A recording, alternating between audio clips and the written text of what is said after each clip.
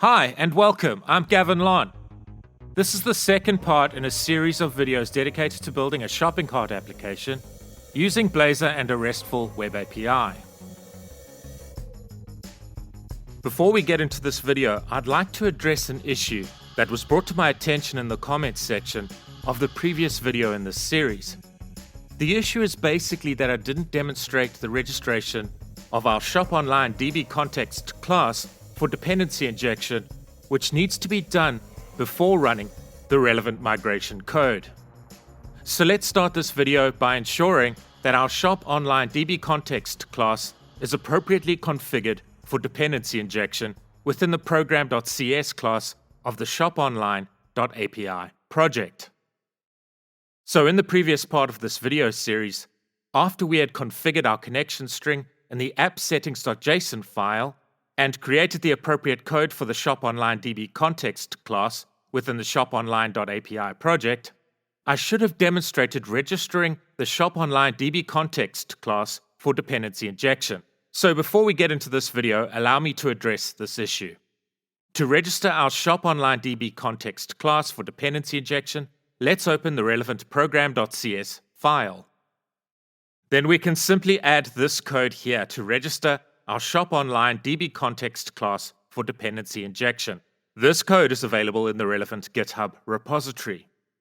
Note that our code is reading the connection string that we configured in the app-settings.json file in the previous part of this video series. Then, assuming that you have correctly created your entity classes and that your Shop Online DB context class is correct, you can use the migration commands demonstrated in the previous part of this video series to create your migration and then run the relevant migration. Let's go over the steps for creating and running the migration. To create the migration, we must first invoke the Package Manager console window, and then we can type in the add-migration command, followed by a name of our choosing for the migration. If we are happy with the migration code that is generated for us, we can then run the migration by typing in the update-database command, of course followed by pressing the Enter key. The result of this should be that our database and relevant database tables are generated.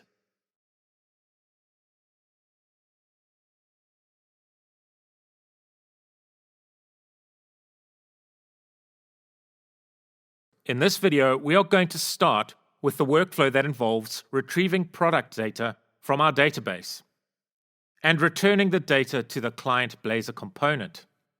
The code for this functionality will be implemented within a Web API component. So in this tutorial, we'll start to develop our Web API component. Before we do this, let's create the classes that represent the data that will be passed between the Web API component and the Blazor component. For content like this and much more, please consider subscribing and please ring the bell so that you'll be notified of future content. If you like this video, please hit the like button and please feel free to share this video with anyone you feel may benefit from its content. If you'd like to thank me by buying me a coffee, I've included a link to my Buy Me a Coffee webpage below in the description. I've also included a PayPal Me link below in the description if you'd prefer to use PayPal to support the channel.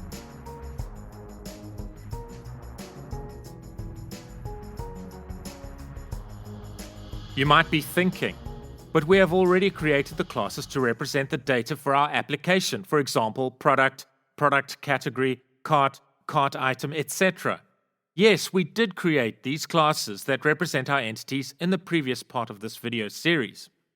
These entity classes directly map to the database tables that were generated when we ran the relevant migration. The function of these classes can be seen as blueprints for their corresponding database tables.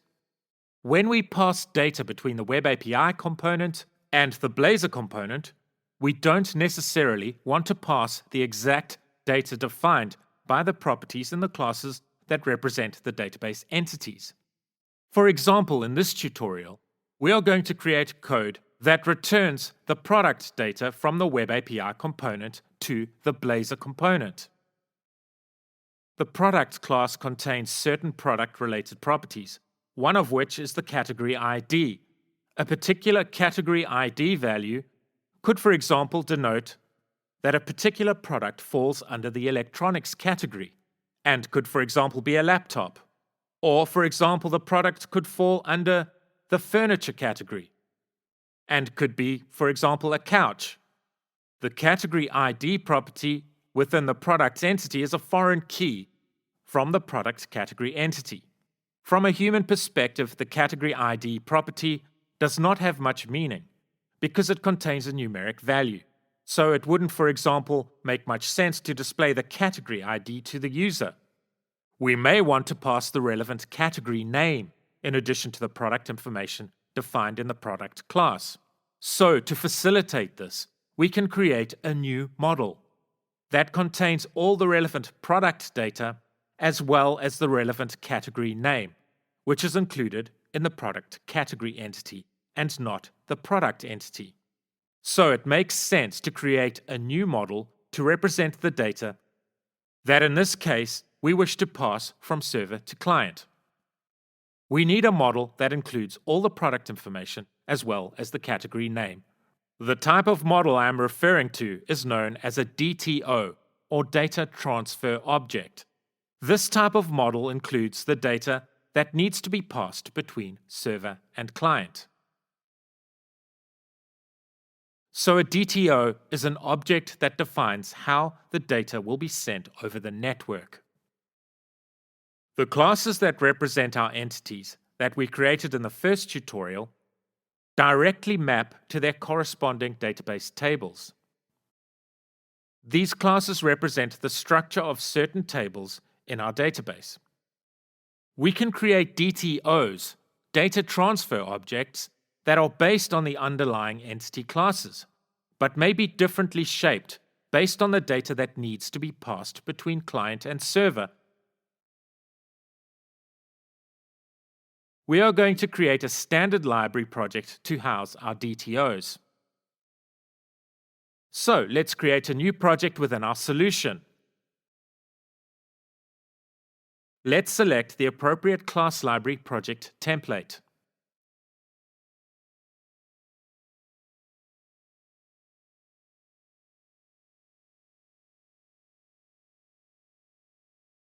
Let's name our new project shoponline.models.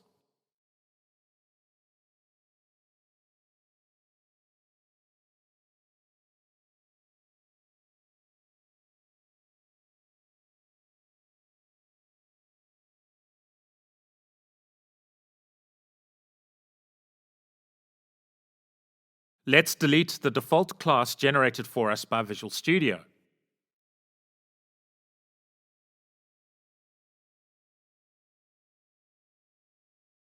Let's create a folder named DTOs.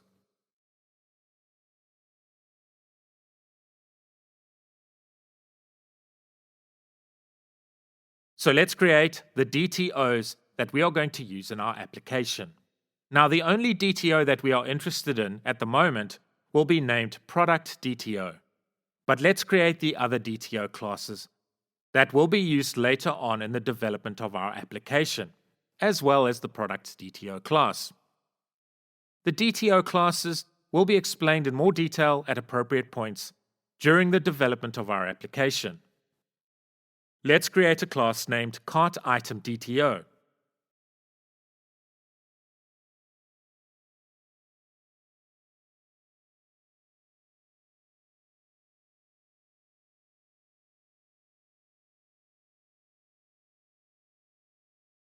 Let's make sure our new class contains the public access modifier. Let's create the properties for the Cart Item DTO class. ID as integer, Product ID as integer, Cart ID as integer, Product name as string, Product description as string, Product image URL as string.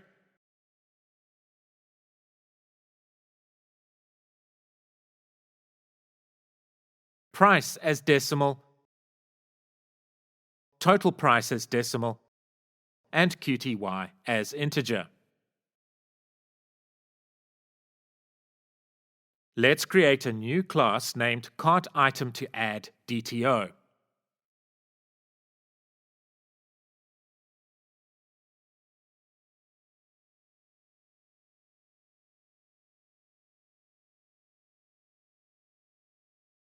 Let's ensure that our new class contains the public access modifier.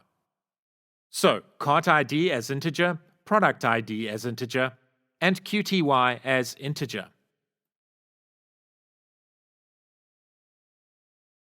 Let's create a new class named cart item QTY update DTO.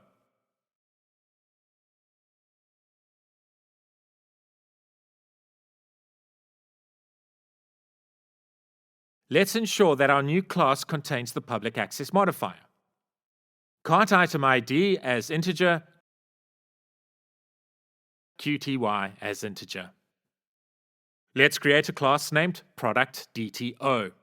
This is the DTO that we are going to use in this tutorial. Let's ensure that our new class contains the public access modifier. ID as integer, name as string, description as string, image URL as string, price as decimal, QTY as integer, category ID as integer, and category name as string. Great, so we have created the classes that represent our DTOs, data transfer objects. Let's go to our shoponline.api project. So we are now going to start coding the logic for our first workflow, starting with the Web API component. This workflow simply involves retrieving product data from our database and returning the data to the client Blazor application. The Blazor application will contain code that displays the relevant product data to the user. So now our shop online DB context class has been registered for dependency injection. We'll see in a bit how we are able to implement code to ensure that an object of type shop online DB context is injected into relevant classes. We are going to use the repository design pattern to abstract our data handling layer. Repositories are classes or components that encapsulate the logic required to access data sources. We can use repositories to centralize common data access functionality, which has the benefit of facilitating better maintainability, easier unit testing, extensibility, and cleaner code. The best way to understand the repository pattern is to implement the relevant code. So let's write the code for our product repository functionality. So let's create a folder named repositories.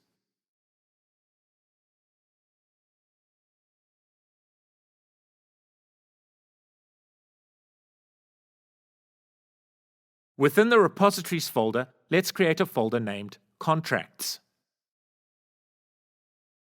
Within the contracts folder, let's create an interface named iProduct repository.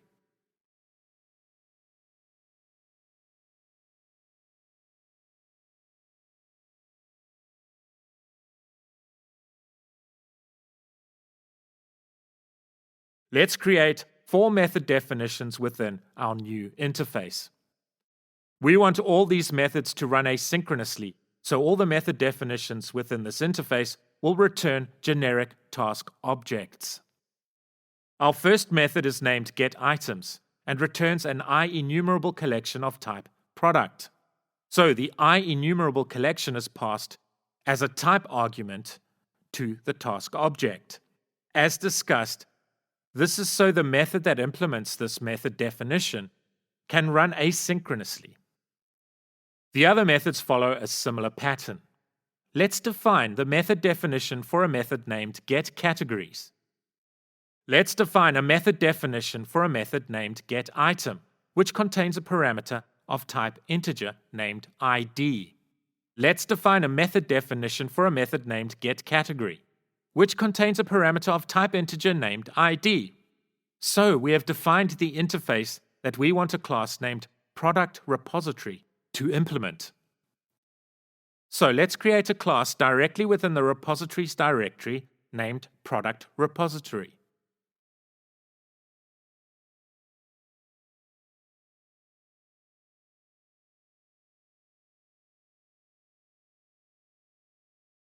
And the first thing we need to do is write the code to implement the iProduct repository interface. So let's do that. We can see a red squiggly line under iProduct repository. This is because we need to bring in the shoponline.api.repositories.contracts namespace. A quick way to do this is press Ctrl and then select the appropriate item from a list provided by Visual Studio, like this.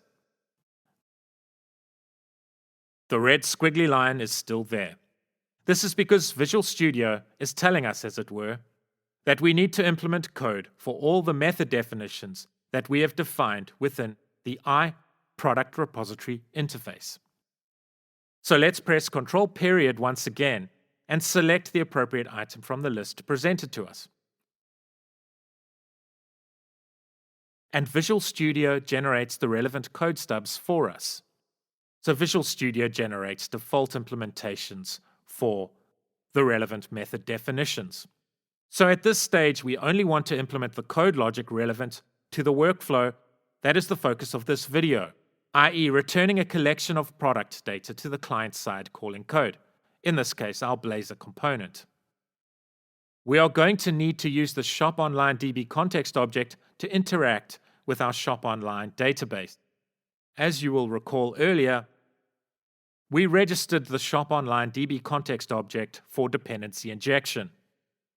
This means that we are able to gain access to an object of type shoponline.db context by defining an appropriate parameterized constructor in our product repository class. So let's create the code for this. An easy way to automatically generate a constructor within Visual Studio is type ctor and then press the tab key twice, like this.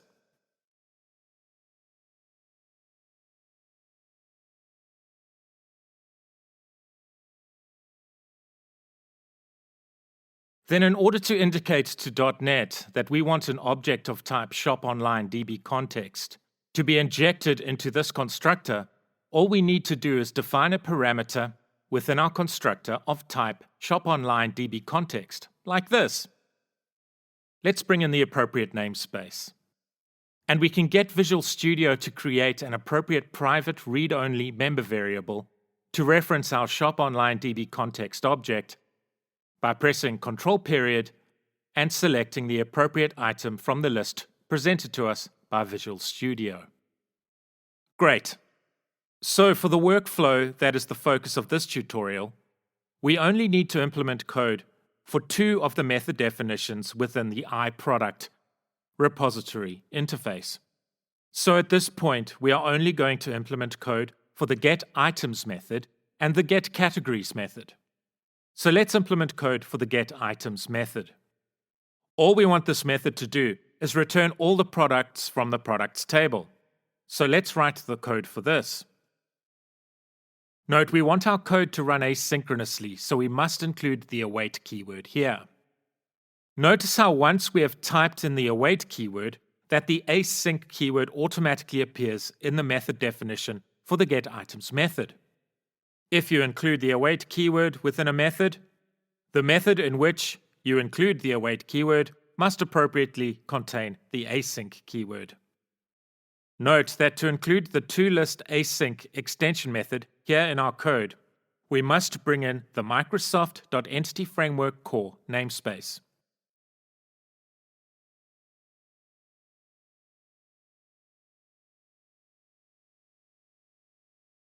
And that's it. We have written the code to return an enumerable collection of products data from our database. So let's implement the code to return the product categories from our database. We can do this by implementing the appropriate code within our getCategories method, like this.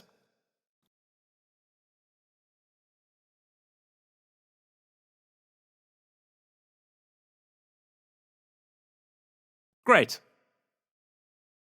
So we have now implemented the code for retrieving product data from our database. The next step is to write code to return the appropriate data to the calling client. So to do this, we need to create an appropriate controller class. Before we create our controller class, let's delete these classes that were generated by default when we first created our Web API project. These classes are obviously not going to be used in our application.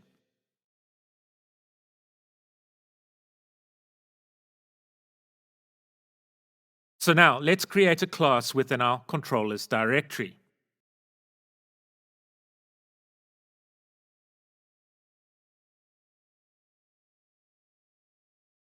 Let's ensure that we select the appropriate controller class template.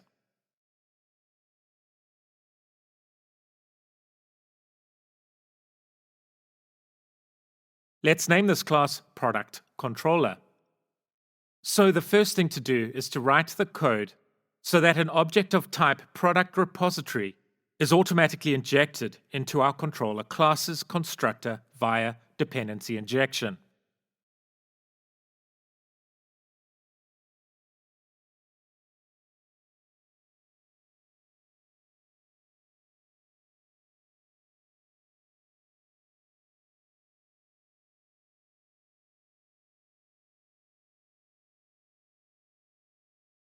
Let's also ensure that we have a read-only private field that references the object passed in via dependency injection.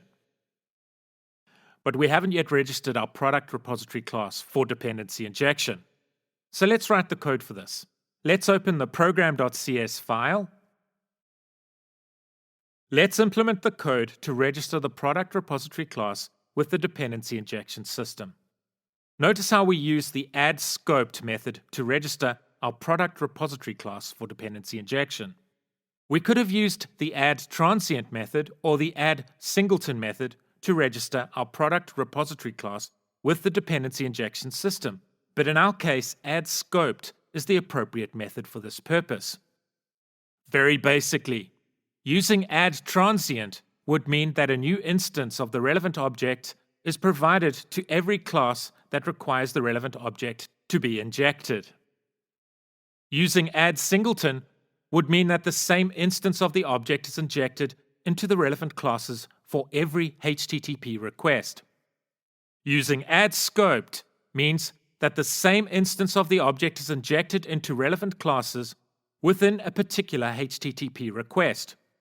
Note that in this case, a new instance of the relevant object will be created for each HTTP request.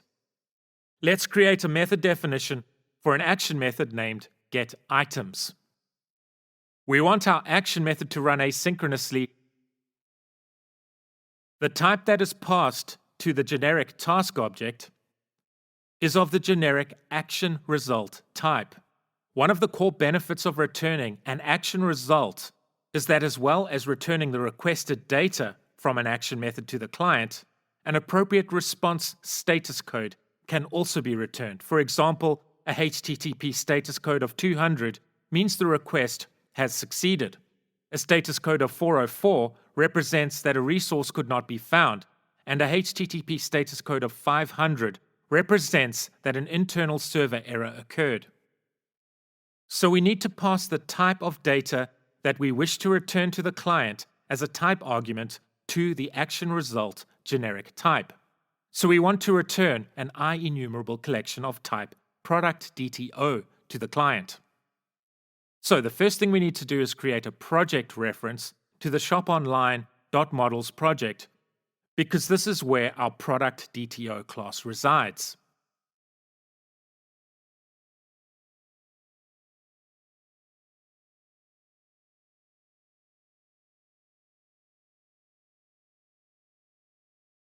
Then let's bring in the shoponline.models.dto's namespace. Great. Let's name our action method getItems. Each action method in our controller must map to a particular HTTP verb. For example, get, post, push, delete, etc. Our getItems action method will be used for getting product data and returning that product data to the client.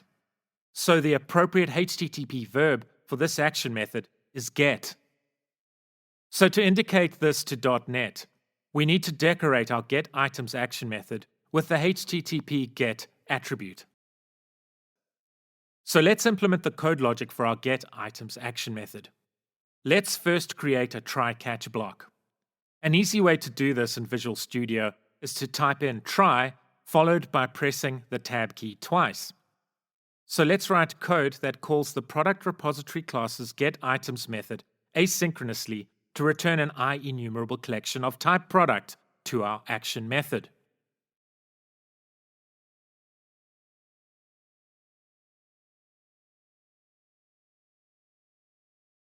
We want to include the category name associated with each product in our collection, so let's write code to return a collection of product category objects to our action method. We'll write the code that joins our collection of products with our collection of product categories in a bit. So if either the products variable is null or the product categories variable is null, let's return a status code of not found to the calling client code.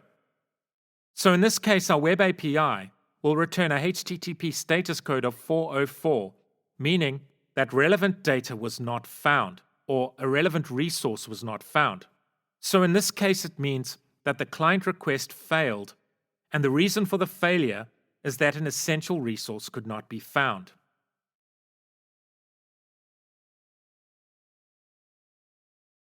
Else, we want to join the collection of product categories with the collection of products so that we can return a collection of product DTOs to the calling client code, which will include the category name. Remember, the product DTO definition contains a category name property. In order to get the category name for each product in the collection, we need to join the collection of type product to the collection of type product category. We are going to use link for this purpose. In order to avoid creating too many lines of code within our action method, we are going to create an extension method to return a collection type of product DTO to our action method. So let's create a folder named extensions.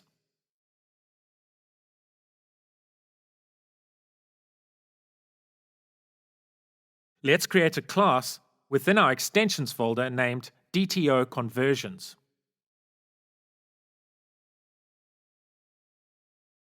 Note that in order to create an extension method, we need the class that houses our extension methods to be static. Let's create our extension method. So the extension method must be a static method, and we want to return an IEnumerable collection of objects of type product DTO to the calling code. Let's name our method convert to DTO.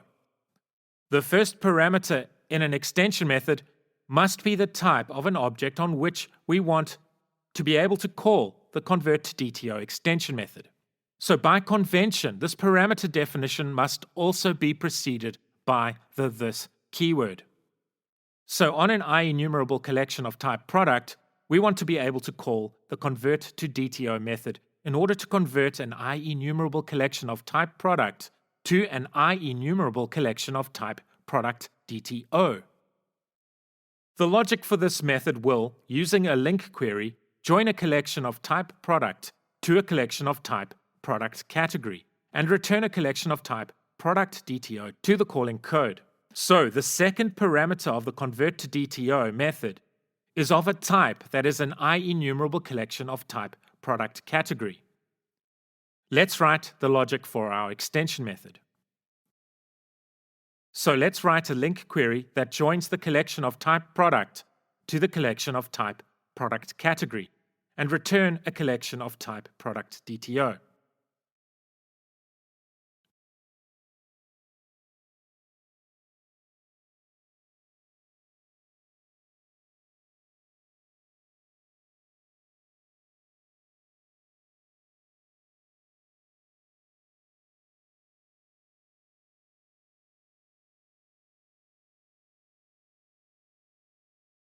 Great.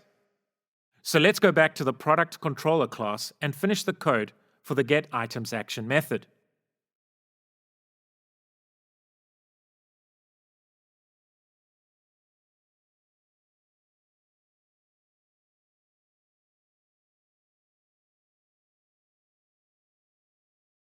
So in order for the convert to DTO method to be accessible on the product's variable, we must of course bring in the shoponline.api.extensions namespace.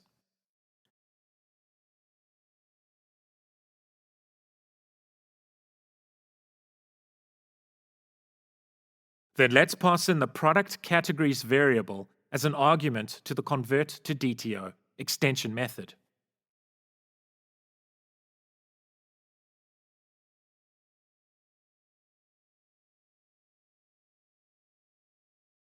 Then we can return a HTTP status code of 200 to the calling code. We can do this by returning the results of an OK method, which accepts an argument of a collection of type product DTO. So this code returns a HTTP status code of 200 as well as a collection of type product DTO to the calling client code. So if for some reason an exception occurs during the running of the relevant server-side code, in this case we want our code to return a HTTP status code of 500 to the calling client code, coupled with an appropriate error message. Let's keep the error message simple. Great. So if we open our program.cs file, you can see the configuration code here related to Swagger and Swagger UI. Swagger is an interface description language for describing RESTful APIs expressed using JSON. The configuration relevant to Swagger UI here means that our Web API project is equipped with a basic web-based user interface where we can see relevant information regarding our controllers and action methods. We are also able to use the Swagger user interface to test and debug our action methods when we run our Web API code interactively through Visual Studio. So let's run our code to see this in action.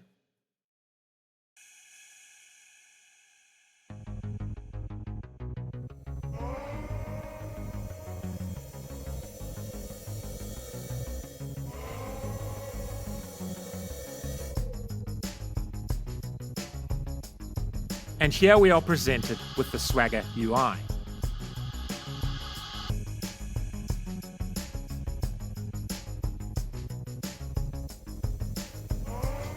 Let's test our getItems action method. We can do this through our Swagger user interface like this.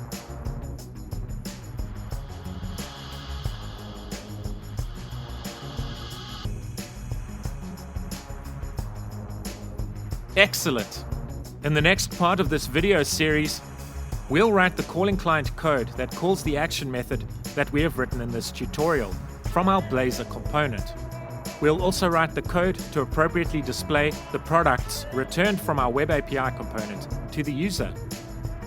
So in the next tutorial, we'll start to develop our Blazor WebAssembly component. For content like this and much more, please consider subscribing and please ring the bell so as to be notified of future content. If you liked this video, please hit the like button and please feel free to share this video with anyone you feel may benefit from this content. If you'd like to thank me by buying me a coffee, I've included a link to my Buy Me a Coffee webpage. I've also included a PayPal Me link that can be used to support the channel via PayPal. Any support is greatly appreciated. A special thank you to those who have been kind enough to support the channel so far. It is greatly appreciated. I really enjoy engaging with you in the comments section, so please feel free to leave a comment. The latest code can be found on GitHub. Please click the appropriate link provided in the description below to access the relevant GitHub repository. Thank you and take care.